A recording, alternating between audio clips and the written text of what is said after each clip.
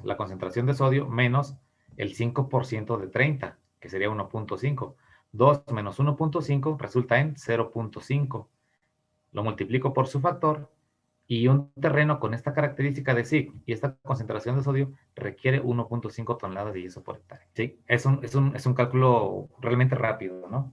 Realmente rápido. Algunos comentarios en la cuestión del manejo de los suelos sódicos, ¿no? Por ejemplo, manejo del riego en suelos sódicos. El riego tiene que estar, ¿sí? Sobre todo si tienen más control del riego en riego por goteo, el manejo del riego tiene que estar siempre muy cercano a capacidad de campo, a CC. Si tienen la posibilidad de instalar tensiómetros para el control de la humedad en el terreno, si tienen los problemas del sodio, que es muy recomendable, sí les recomiendo que ese tensiómetro siempre esté muy cercano a los 10 centibares, entre 10 y 12 centibares, no más. ¿Sí? Si nos movemos a 15, 16 centibares, quiere decir que el suelo se está secando y al secarse el suelo, como tenemos mucho sodio, se empieza a concentrar y vamos a tener problemas. Ahora también, cuando se empieza a resecar el suelo, una característica de los suelos con problemas de sodio es que el sodio rompe la estructura. Rompe la estructura del suelo, entonces el movimiento del agua y oxígeno se limita. Entonces, cuando el suelo se empieza cuando en el manejo del riego nos alejamos de capacidad de campo y se empieza a resecar el suelo, se empieza a compactar. Y una vez, si lo dejamos resecar, aunque le echemos agua, el agua nada más se va a resbalar, no va a penetrar. Es muy difícil esa parte del manejo del riego. En la cuestión de mejoradores, bueno, ya sabemos calcular la cantidad de yeso agrícola, ¿no? Esa cantidad nos ayuda a regresar el sodio al 5% apenas. El 5% es el límite, ¿no? O sea que estamos caminando en la orillita. Entonces, ¿cuál es la recomendación? Hacemos ese cálculo y eso no nos saca totalmente del problema. Eso ya nos ayuda a que el cultivo pudiera aguantar.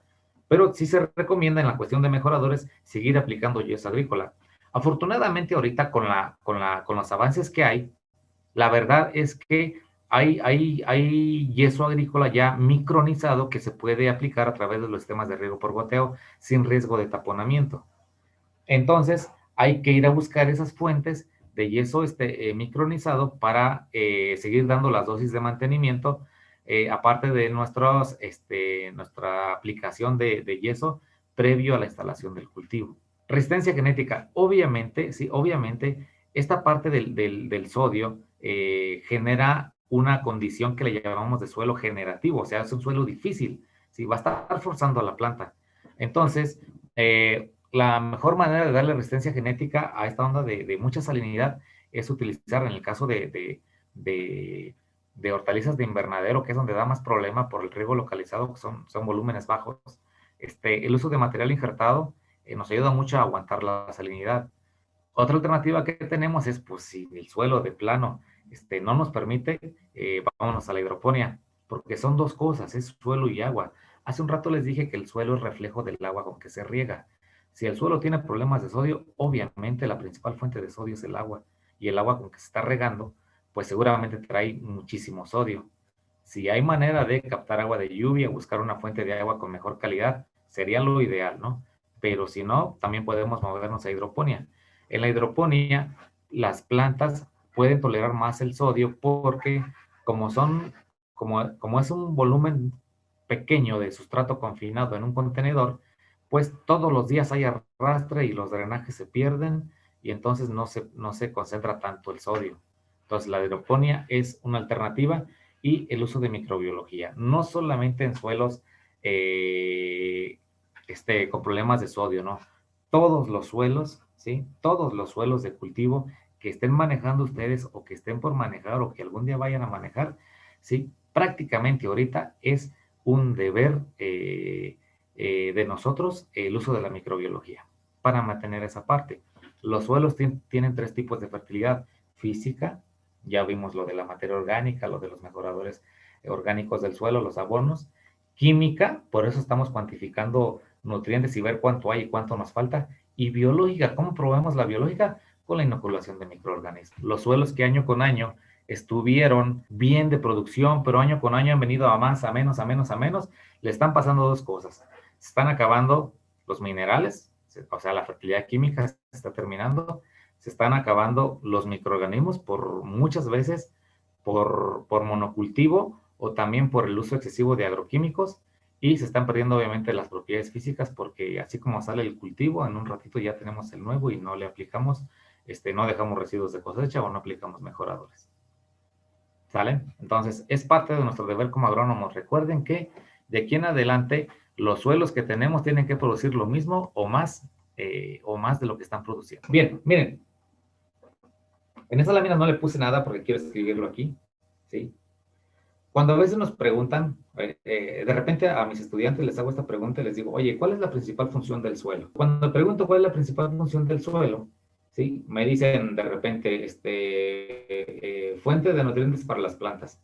Créanme que esa no es la función del suelo, ¿sí? Es una consecuencia, ¿sí? Luego dicen, filtración de agua. Sí, es una consecuencia también, ¿sí? Del trabajo del suelo, ¿sí? Y no, pues, servir de anclaje a las raíces. Bueno, también una bolsa con tezontle puede servirle de anclaje a las raíces, ¿no? La principal función del suelo en todo sistema ecológico, ¿sí? Es el reciclaje. El reciclaje de todo lo que se... Ustedes fíjense, todo lo que cae al suelo, que sea orgánico obviamente, todos los residuos de plantas se descomponen. Todo ser vivo que muere y queda en el suelo se descompone por acción microbiológica. ¿Cuál es la función del suelo en sí? Reciclaje. Si nosotros entendemos esta parte, ¿sí? Reciclar pues significa descomponer, a final de cuentas, ¿sí?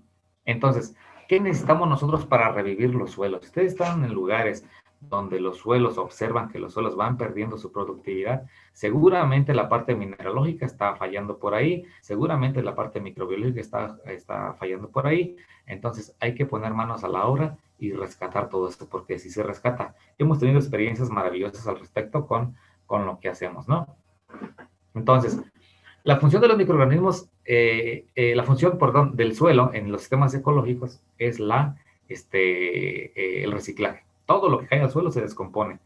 Y cuando se va descomponiendo, se liberan muchas sustancias orgánicas en el proceso de descomposición, sea un abono, sea un residuo, y esa liberación de sustancias orgánicas nos va formando la estructura del suelo, va uniendo las partículas y hace más polvo. Cuando se va descomponiendo ese residuo, también se van liberando minerales y ya se quedan ahí en las arcillas, y ya luego viene una semillita, crece una planta y de ahí se está alimentando. Y como se formó estructura, también pudo retener mayor cantidad de agua y ya pueden crecer mejor las plantas, ¿no? Por eso decía que la función del suelo no es darle nutrientes a las plantas, ni filtrar el agua, ni nada de eso. Es el reciclo. ¿Cuál es la función de los microorganismos? Bueno, la función de los microorganismos son varias al respecto desde el punto de vista de los cultivos, ¿no? ¿Qué necesitamos de los cultivos para que el suelo esté sano?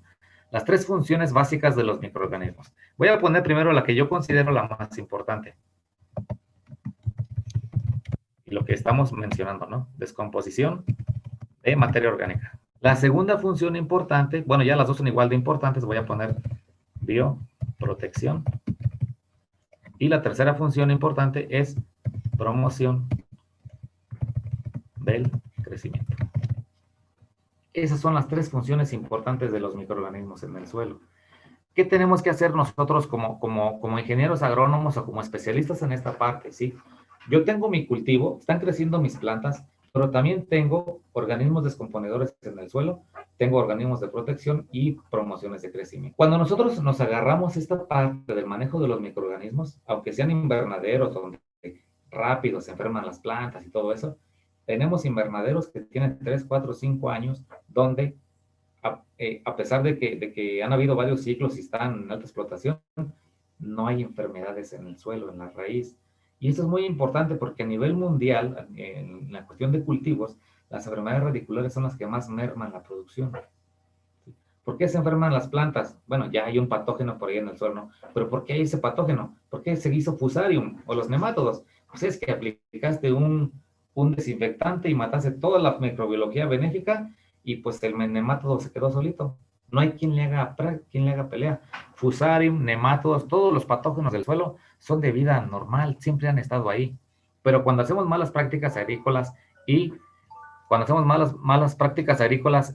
empezamos a romper ese balance, pues los patógenos siempre, así como las malezas, tienen más posibilidades de vivir en condiciones adversas, y se quedan y se mueren los buenos y se quedan los malos y ya nos ganaron las enfermedades. Cuando hablamos de las funciones de los microorganismos, ¿sí?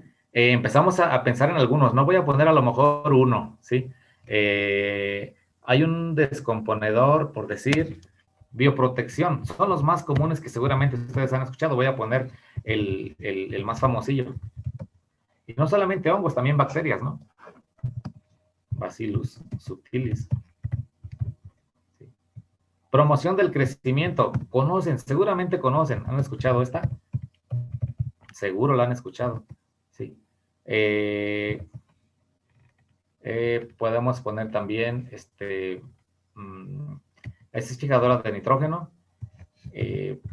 Podemos poner esta, Pseudomonas fluorescens.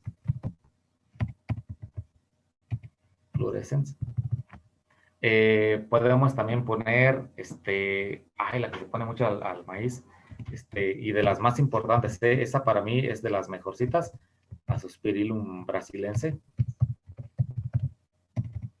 Azospirillum, etc. ¿Sí? Muchas veces, esta parte de la microbiología es muy, muy amplia, ¿no?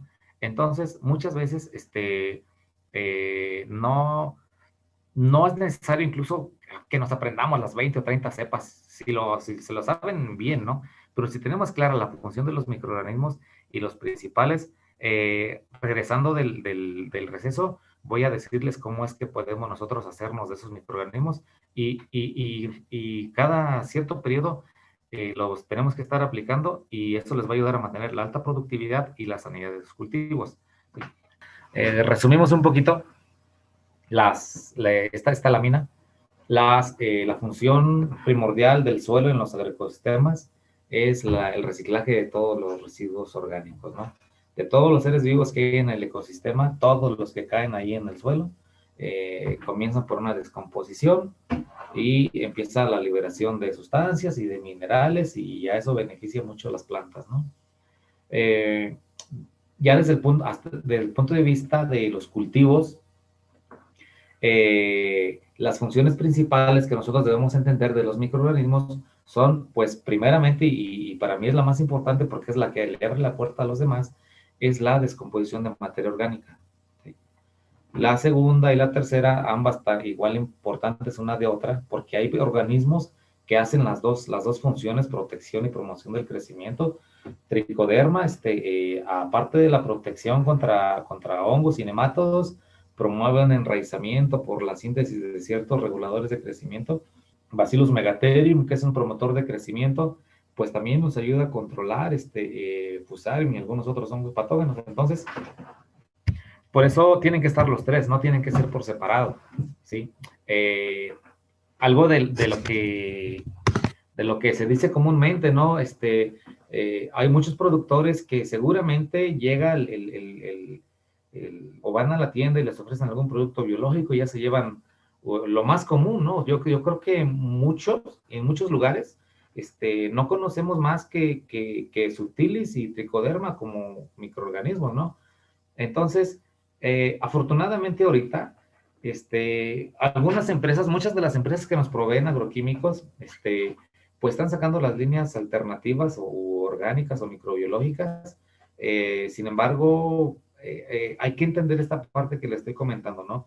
Muchas veces, pues, están los productores, ¿no? Y tienen su plantío tal vez de picantes. Y, pues, los picantes son muy susceptibles a enfermedades radiculares. Entonces, va el productor, va a la tienda y ya por ahí se lo convence, porque realmente esa es una labor de convencimiento, y ya se lleva un tricoderma, ¿no? O un Bacillus subtilis, un Serenade o un T22 o la marca comercial que ustedes conozcan. Entonces va y lo aplica y sus plantas se siguen muriendo. ¿Sí? Y entonces, ¿qué dice el productor? No funciona. Mejor me llevo un metalaxil o me llevo un metiltiofanato y ya con eso las trato y sí, ya no se mueren mis plantas. ¿Sí? Y entonces el productor se queda con la idea de que los microorganismos no funcionan. ¿Sí? Entonces, ¿qué es lo que pasa? Si nosotros mandamos tricoderma a un terreno que está infestado de fusarium, que tiene residuos de pesticidas, que no le aventamos ni siquiera a lo mejor tantita azúcar o melaza para que pudiera por ahí despertarse bien o nada de eso, pues obviamente que entra el hongo al suelo y se muere, no encuentra ni condiciones, ni alimento, ni nada y lo mandamos a la guerra sin armas, ¿no? ¿Sí? ¿A qué voy con esto? A que si ustedes van a entrarle recio a esta parte de los microorganismos, que créanme que es muy, muy, muy recomendable, ¿sí? Hay que hacerlo desde antes de la plantación, ¿sí? Y también, si ya están en cultivos establecidos, pues hay que entrarle, hay que entrarle. Y al menos de estos tres que les estoy recomendando, siempre el que le va a abrir el camino a los demás es el número uno, por eso lo puse en el número uno. Sí, los más importantes son los descomponedores de materia orgánica, son los que van a reactivar el suelo, lo van a reactivar microbiológicamente, y ya luego aplicamos los de protección y promoción de crecimiento, y nos vamos, ¿no? Siempre y cuando no se te salgan las enfermedades de control, ¿no? O sea, con esto yo no estoy diciendo que vamos a quitar los pesticidas. Lo que estoy diciendo es que si empezamos limpios y nos vamos con un régimen de inoculación frecuente, la verdad es que es probable que las enfermedades sean poco, la intensidad de las enfermedades, la severidad, no sea tan agresiva, ¿sí? Se enferman menos, ¿sí? Responden mejor. Les platico que en las áreas donde trabajamos y aplicamos constantemente los microorganismos, la verdad es que nos quitamos de la aplicación de enraizadores, ¿sí? O de muchos aminoácidos. Sí aplicamos foliares y todo eso, pero hacia el suelo, pues nos vamos básicamente con su fertilización y sin acumulación microbiológica, y párale de contar, ¿eh? Y las plantas se van porque no requieren muchas otras cosas. ¿Sale? Entonces, tres funciones de los microorganismos: descomposición de materia orgánica, bioprotección y promoción del crecimiento. Noto dentro de los aspirantes que hay muchísimos que están en preparación o que están en formación. Yo les recomiendo que aprovechen ahorita el tiempo que todavía les queda en sus universidades o donde estén estudiando, igual para los que ya están en el lado profesional, y que empiecen a jugar por ahí y aprender a hacer sus menjurjes, ¿no? La verdad es que no necesariamente tiene que ser un producto certificado OMRI y todo eso para que te funcione. Hay que enseñarse, sí, a aislar y purificar algunos microorganismos con los medios de crecimiento, purificar, aislar y fermentar. Entonces, el de función más importante, pues todo el mundo lo conoce, y lo voy a escribir aquí, y si tienen dudas en su elaboración, ahorita les platico más o menos cómo es, ¿no? Pero en internet hay muchísimas fórmulas para que puedan hacerlos, y realmente es esto lo que llaman los MM, ¿sí? Son los famosos microorganismos de montaña. Esos son los descomponedores. ¿Cómo se hacen los microorganismos de montaña? Es reproducir, ¿sí? Reproducir los microorganismos que están descomponiendo la materia orgánica en las zonas de bosque, ¿sí? Para hacer microorganismos de montaña necesitamos salvadillo, perdón, melaza, hoja de monte de la que venden para las macetas, o si tienen un bosque cerca y quiere buscar hojarasca con 3/4 de descomposición, hay que quitar la parte de arriba y quitar la de abajo, la que trae honguitos que se ven blancos y todo eso. Sacarlo obviamente de zonas no transitadas, hay que meterse un poquito y recuperar eso. Y ocupamos entonces, enumero otra vez, salvadillo, melaza, hoja de monte y un poquito de microorganismos de montaña sólidos o líquidos ya elaborados, ¿no? Que nos va a servir como semilla. Eso es lo único que se necesita, meterlos en un tonel, bien revueltos, metidos en un tonel, apretados, y encerrarlos durante un mes, ¿sí? ¿Qué va a pasar durante este mes? Los microorganismos que trajimos del monte se van a empezar a reproducir ahí en esas condiciones que le dimos, y son todos nuestros organismos descomponedores. Entonces, si ustedes preparan un tonel de sólido de esas hojas, les alcanza para preparar, ¿qué les gusta? Son 10 kilos por cada 200 litros de agua, son como unos 150 kilos, les alcanza para 3,000 litros de microorganismos de montaña. ¿Saben cuál es la dosis por hectárea que estamos aplicando de microorganismos de montaña? 20 litros por hectárea. O sea que con un tonel podemos mantener durante meses, ¿sí? Varias hectáreas, o sea, rinde mucho, rinde mucho. Una vez que ya está el preparado sólido, después de un mes, tiene que oler a fermentado, como a agrio, ¿sí? Ahí lo sacamos y lo pasamos a la fase líquida, ¿sí? Agarramos 10 kilos de ese fermentado sólido, lo metemos a un costal, y en un tonel con agua lo ponemos esos 10 kilos, con más melaza, unos 5 o 10 litros de melaza, unos 5 litros de suero de leche, ¿sí? Algo de harina de roca, y déjenlo ahí 15 días y van a tener un producto hirviendo de microorganismos. Ese líquido es el que se va a los riegos por goteo, al riego rodado, y son los que nos empiezan a levantar. Conozco algunas personas que los andan comercializando y le dicen el levantamuertos, porque los terrenos que ya no estaban produciendo, pues empezaron a mejorar las enfermedades de para abajo, para abajo, para abajo, y la mejora en los cultivos, ¿no? ¿Sale? Entonces, el principal que les voy a recomendar son microorganismos de montaña. ¿Cuál es el segundo que les voy a recomendar? Bueno, para bioprotección, ¿sí? Para bioprotección, ¿sí? Todos los que tienen un poquito de conocimiento, pues hay que reproducir tricoderma, ¿sí? Sí, cultivo y fermentación. Para ambos. Hay que aislar las bacterias que ustedes necesiten, ¿sí? Y hay que aislar también el hongo, el tricoderma de los suelos donde están ustedes, y reproducirlo masivamente. Y ustedes ya pueden aplicar las dosis, hay que ir ajustando las dosis, ¿no? Pero otra cuestión que se me pasó comentarles hace un rato es que realmente a veces nos venden productos comerciales que traen 1 por 10 a la 9, tal vez UFCs, ¿no? Entonces lo que llega a suceder es que muchas veces por cuestiones de que ese producto lleva muchos meses en el anaquel, pues ya hay muy poca viabilidad.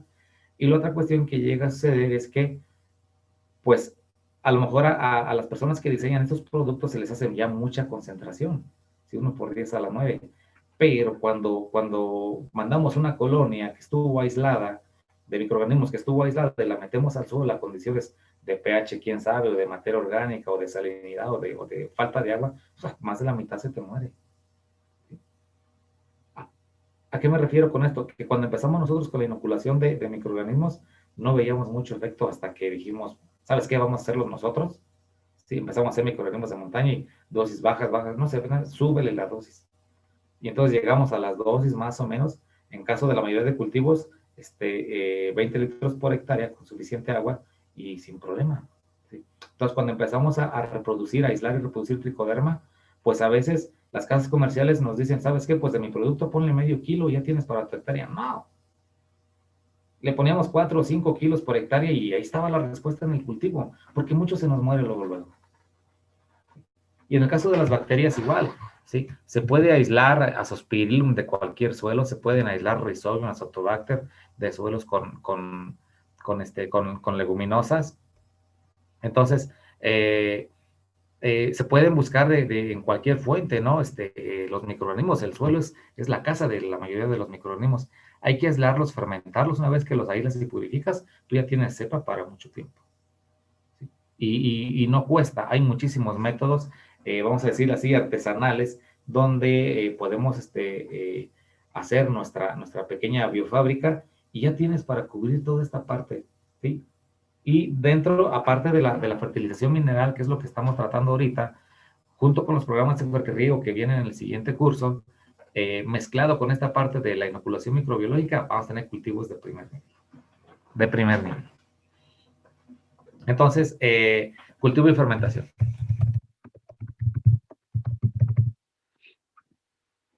¿Sí? Los microorganismos de montaña son muy fáciles de hacer, nos duran muchísimo tiempo. ¿Sí? Tricoderma y Bacillus subtilis hay que cultivarlos, hay que fermentarlos, y ya tenemos también para mucho, mucho tiempo, ¿no? Es un poquito de talacha al inicio, y si no, también pueden acercarse con investigadores que tengan las cepas y de ahí empezar, ¿no? Incluso yo conozco egresados que se dedican a esa parte, pues, tienen su biofábrica y andan en el mercado, ¿no? Comercializando los microorganismos vivos, a pedido. Bueno, esa es la parte, ¿no? ¿Con qué frecuencia estamos recomendando la aplicación de microorganismos de montaña? Si hablamos de cultivos en campo abierto, microorganismos de montaña, generalmente lo que recomendamos es separar esas tres, ¿no? Un producto con microorganismos de montaña, otra, lo aplico a lo mejor esta semana, ¿no? Si son lechugas, por decir. Esta semana, una semana antes de la plantación, microorganismos de montaña, ¿sí? Una semana después de la plantación, otra vez microorganismos de montaña, luego se vienen las de bioprotección, Trichoderma bacillus, y después se vienen los promotores de crecimiento para tener ya totalmente colonizado el terreno. Dependiendo de la respuesta que tenga el cultivo, se puede hacer una segunda vuelta de inoculación. Si ustedes los hacen, pues obviamente pueden darle 2 vueltas de aplicación si quieren, sin ningún problema. El costo es muy bajo. Cuando sacamos el costeo de los microorganismos de montaña, un litro de microorganismos de montaña nos cuesta 2 pesos. Entonces, si aplico 20 litros por hectárea, me sale 40 pesos. Es regalado. Contra un producto microbiológico de los más caros que hay en el mercado, pues un kilo te cuesta 1,500, 1,800 pesos mexicanos. Entonces, entra en esta parte de la microbiología, es toda un área. Bien, vamos a seguir avanzando porque tenemos hasta las 7, ¿no? Miren, todo lo que vimos hace un ratito, ¿sí? Se resume en esta hojita. ¿Sí? Se resume en esta hojita. Ese es un análisis de suelo típico aquí de la región donde nosotros estamos en Tecamachalco, Puebla. Y aquí es una zona meramente hortícola, ¿no? Hay un poquito de sal en el agua, en el suelo, pero permite, esas condiciones y el clima permiten el desarrollo bastante bueno de todo tipo de hortalizas y granos. Aquí es una región hortícola y muchos granos, porque también hay mucho ganado. Miren, haciendo números rápidos, con todos los factores que les pasé hace un rato y todo, aquí están. Yo tengo este análisis de suelo, ¿no? Niveles de fertilidad, materia orgánica en porcentaje, nitrógeno inorgánico, fósforo, potasio, calcio, magnesio. Tengo el cálculo de la SIC, fierro, manganeso, zinc, cobre, boro, molibdeno. ¿Vale? Interpretación numérica. 1.8% de materia orgánica. 1.8 por 26, ¿se acuerdan del factor de la materia orgánica? Tengo 47 kilos de nitrógeno por hectárea a partir de la materia orgánica. Hay que aprovecharlo todo porque si no se pierde ese nitrógeno, de por sí se va a perder. Cuando hablamos de frutales, por decir de aguacates, ¿sí? Ese nitrógeno que pudiera darnos el análisis del suelo cuenta como para unos 3 o 4 meses, no más de unos 120 días, porque es muy móvil, ¿sí? Pueden cambiar los niveles. Entonces, en el caso de frutales, por decir, sí se recomienda hacer frecuentemente los análisis del suelo y complementarlos con análisis foliares para ver que sí, aunque el elemento esté en el suelo, verificar que sí lo está absorbiendo la planta. Pero volvemos. 1.8% de materia orgánica multiplicado por su factor 26, tengo 47 kilogramos de nitrógeno. 12 partes por millón de nitrógeno inorgánico multiplicado por su factor 2.5, están coloreados, ¿sí? Tengo 30 kilogramos de nitrógeno. En este análisis de suelo, de esta muestra de este suelo, yo tengo un total de 77 kilogramos de nitrógeno entre materia orgánica y nitrógeno inorgánico. ¿Sale? Fósforo, 32 partes por millón de fósforo, es una cantidad relativamente alta. 32 menos, bueno, nosotros manejamos 15, ¿no? Aquí lo manejé como 20, ¿sí? Me quedan 12 partes por millón por su factor de 4, tengo 48 partes por millón 48 kilogramos, perdón, por hectárea de pentóxido. Directo me sale la cuantificación. Ya tengo nitrógeno y ya tengo fósforo. Es lo que tenemos que conocer nosotros, son esos factores, esos procedimientos, para que cuando andes en el campo ahí con los productores, pues lo hagas ahí en el cofre de tu camioneta, haces rápido la recomendación. ¿Sí? Va a decir el productor, este amigo sí sabe. Potasio, 198 partes por millón, es una cantidad baja de potasio. ¿eh? Cuando vemos potasios en el suelo arriba de 350 partes por millón para cultivos en campo abierto o frutales, la demanda o el aporte de potasio en forma de fertilizante es realmente baja. Ahorita les voy a decir cómo se hace. 198 partes por millón de potasio. Fórmula de suficiencia de potasio, 110 más 2.5 veces el valor de la SIC. Acá está la SIC, 17. Me da 152. Ese es el potasio que se tiene que quedar para mantener el balance de la SIC. ¿Sí? Entonces, yo tengo 198 en el suelo, le voy a restar lo que se debe quedar en el suelo y me queda de excedente 46 partes por millón. Esas las voy a multiplicar por su factor, que también es de 2.5, y me dan 105 kilogramos de K2O por hectárea. Y ya tengo cuantificado NPK en mi análisis de suelo, en 3 minutos, 5 minutos, ¿no? ¿Sale?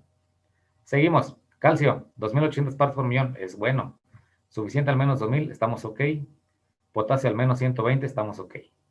Tengo mi valor de SIC, ¿sí? Fierro, manganeso, zinc, tienen que estar en rangos de 10 a 5. Los tres, de 10 a 15, perdón. Los tres están en un nivel bajo. Cobre, boro y molibdeno tienen que estar de 0.5 hasta 3. ¿sí? Aquí tenemos solamente el boro en niveles, falta cobre y falta molibdeno. Esa es la interpretación. Este es un análisis típico de acá, ¿no? No genera mucho problema la interpretación. Si ustedes están entendiendo lo que yo les digo, es que realmente ya me entendieron y cuando vean este tipo de análisis, pues rápidamente pueden cuantificar esta parte de los aportes, ¿no? ¿Sí? Y aquí ese tipo de análisis es típico de acá y aquí lo utilizan este tipo de análisis para todo tipo de cultivos, ¿no? ¿Qué necesitamos ahora? Ya sabemos lo que nos aporta el suelo. No tenemos problemas de desbalance de SIC. Nos faltan microelementos, ¿no? ¿Qué necesitamos? Pues necesitamos conocer, pues, básicamente, qué cultivo vamos a utilizar o en qué cultivo lo vamos a trabajar. Pueden ser cilantro, lechugas, cebollas, jalapeños. Lo que podemos ver ahí, las cantidades que hay en el cuadrito, son la demanda, la extracción, ¿sí? ¿Qué quiere decir esto? El cilantro, para producir 1 tonelada de cilantro, ¿sí? Se requieren 4 kilogramos de nitrógeno, 0.9 de fósforo en forma oxidada, si se fijan, y 4 de K2O. En la cuantificación con los factores que nosotros sacamos, fósforo y potasio ya los sacamos en forma oxidada para sacar rápidamente la fórmula de fertilización. Entonces, en el caso de lechuga son 414 de nitrógeno, fósforo y potasio para producir 1 tonelada de producción, de cultivo, de cosecha. ¿Sí? Cebolla 415.5, ¿sí? Y jalapeños 3.5, 1.5, 4.5. Los chiles pues, son un poquito más demandantes en cuanto a potasio respecto al nitrógeno, ¿no? Es un cultivo de fruto. Si se fijan algo rápido aquí, pues cilantro y lechuga no son cultivos de frutos, son cultivos de hoja. La relación entre nitrógeno y K2O es básicamente 1:1, lo que jalan de nitrógeno, jalan de potasio. ¿Sí? La cebolla, aunque se cosecha el bulbo, que no es un fruto, pues aunque no es un fruto, sí llega a acumular reservas, entonces por eso el potasio es alto, ¿no? Con respecto al nitrógeno. En el caso de los jalapeños, que son un cultivo de fruto, pues sí, normalmente en todos los cultivos de fruto, al final el balance entre nitrógeno y potasio, el potasio va a estar hasta 1.5 veces más que lo que vendría siendo nitrógeno. Es más potasio con respecto al nitrógeno, porque tienen que hacer crecer el fruto, porque tienen que madurarlo, porque tienen que darle sabor, porque tienen que darle aroma y color, y todo eso lo desencadena el potasio. ¿Sí? Ejemplos. Si ya nosotros hicimos la interpretación del análisis del suelo, bueno, este es el ejemplo de los cilantros. ¿Sí? Extracción 414 son los datos que vimos allá. ¿Sí? En el caso de a ver, déjenme mover esto.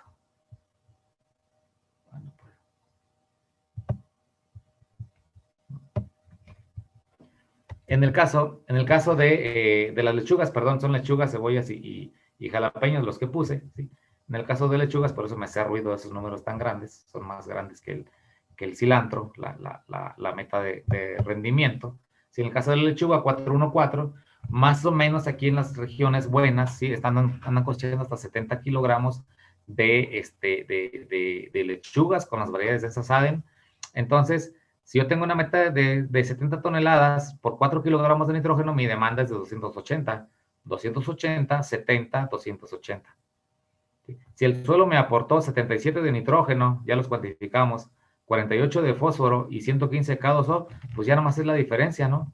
280 menos 77, 203, 22, 165. Esa sería mi fórmula de fertilización NPK para el cultivo de lechuga. Sí, NPK. ¿Sí? A partir del análisis del suelo. El mismo ejercicio para la cebolla, ¿sí? La extracción 4, 1.4, 5.5 para cebolla. Acá en el valle donde andamos nosotros, aquí en el valle donde andamos nosotros, más o menos el promedio de rendimiento son 2,000 arpillas por hectárea. Entonces, esta demanda, la demanda sería, pues esas toneladas por la extracción, la demanda del cultivo sería 240, 84, 330, ¿sí? Restado por la oferta del mismo análisis del suelo. Si fueran cebollas, mi fertilización sería 263, 36, 200. Para el caso de jalapeños es igual, ¿no? Datos de extracción, meta de rendimiento aquí en la región, del periodo de abril hasta abril, mayo, junio, hasta julio, no llueve o llueve muy, muy poco, hay mucho calor, entonces eso favorece mucho el amarre de las flores de los picantes en general aquí en la región. Entonces, en el caso de híbridos, de jalapeños híbridos, sí recogen hasta 80 o 90 toneladas por hectárea. Mi demanda vendría siendo 280, 120, 360, menos la oferta del suelo, serían 203, 72, 245 para el caso de jalapeños. Esto a partir del análisis del suelo. A partir del análisis del suelo. Pero oiga, maestro, es que voy a poner mis cebollas y mis jalapeños y mis lechugas en riego por goteo, ¿no? ¿Cómo hago toda la parte de fertirriego? Bueno, ahorita pues el tiempo no nos da para explicar toda esa parte, ¿no? El curso de fertirrigación va a estar en 2 o 3 días, en sesiones de 2 o 3 días, porque sí es más amplio, porque vamos a trabajar programas de fertirrigación con análisis de suelo y análisis de agua, y cómo es que sacamos la fertilización sin análisis de suelo y sin análisis de agua, que es lo más común. Entonces, hay toda una metodología para enseñarnos a hacer toda esa parte, ¿no? Macro y microelementos. ¿Sí? Hace un rato les decía que los desbalances de la SIC pueden generarnos problemas, ¿no? En zonas de Michoacán y Jalisco, sobre todo con las frambuesas, hace 2 o 3 años era muy común encontrar estos problemas, ¿no? Problemas de calidad de fruta en cuanto a color y en cuanto a sabor nuevamente, ¿sí? Obviamente, esto obedecía en un desbalance por ahí entre los cationes que formaban la SIC. Entonces, aquí en estos lugares, pues la aplicación de sulfato de calcio, de yeso, más sulfato de potasio, era necesaria, o fue necesaria, ¿no? ¿Por qué? Porque básicamente el elemento que más nos desordena esta parte, pues es magnesio, ¿sí? Rara vez es potasio, ¿sí? Normalmente el que da más guerra, normalmente es magnesio, entonces ese magnesio hay que rebajarlo o con calcio, y si falta potasio, pues también potasio, para poder mejorar esta cuestión, ¿sí? Si nosotros vemos, ¿sí? Estas gráficas que nos muestra aquí la lámina son 2 análisis de suelo diferentes. Aquí podemos ver los elementos en la parte de abajo, los valores en miliequivalentes por 100 gramos ya transformados, ya transformados a miliequivalentes. Cuando los sumamos todos, recuerden que se marca la SIC, 10.2. Entonces, si nosotros agarráramos este análisis, fíjense, lo vamos a hacer aquí, incluso o lo escribo aquí a un ladito, a ver si me da espacio, voy a abrir esto para acá. Ahí está, con ese espacio basta. Si se fijan aquí en este primero análisis, tengo los miliequivalentes, no me dice mucho a lo mejor los números, por eso tenemos que sacar el porcentaje de saturación, ¿no? Los porcentajes que decíamos hace un rato. Recuerden que calcio debería estar entre 65 y 75, hasta 80 puede estar, ¿sí? Está apenas en 54. Magnesio tiene que estar entre 15 y 20, está en 31.8. Potasio debe estar de 5 a 8, está bien potasio, ¿sí? En este caso está fuerte el potasio. Sodio no hay problema, hay aluminio y hay hidrógeno, ¿no? ¿Sí? ¿Qué requiere este terreno? Así está la situación de los análisis del suelo en algunas regiones, realmente problemática, realmente problemática. ¿Qué voy a hacer aquí? Voy a hacer lo siguiente. Aquí no sé si este terreno fuera para arándanos, a lo mejor esto es normal, que haya aluminio e hidrógeno. Recuerden que solamente en suelos con pH abajo de 5 pudiéramos encontrar, o entre 5 y 5.5 pudiéramos encontrar concentraciones de aluminio e hidrógeno, ¿sí? Si fuera para arándano no habría problema, si fuera para frambuesa sí habría problema, ¿sí? Porque sí quiere un pH más pegado al 7. Entonces, en este caso vamos a irnos sobre el calcio, ¿no? La bronca aquí es el magnesio. Entonces, tengo magnesio en 31 y el calcio en 54, ¿no? El potasio está bien, sodio también está bien. Entonces, ¿qué tengo que hacer? Tengo que bajar este magnesio de 31 hasta 15, ¿sí? Hasta 15, para que si le quito 15, si al magnesio le quito 15, esos 15 se los subo al calcio porque voy a aplicar yeso. Agrícola. Entonces, lo que voy a hacer es lo siguiente. Si le voy a quitar el 15, voy a subir el 15 aquí. Ese 15% es 15% de la SIC, ¿sí? el 15% de la SIC, en este caso, ¿sí? Si la SIC es de 10.2, el 15% de 10, pues es 1.5. 1.5 mil equivalentes por cada 100 gramos. Ese sería la cantidad de magnesio o de calcio que tengo que aplicar. Entonces, si voy a utilizar el yeso agrícola, lo único que tengo que hacer es 1.5 por mi factor, y es igual a ¿cuánto? 4.5 toneladas, ¿sí?, de yeso por hectárea.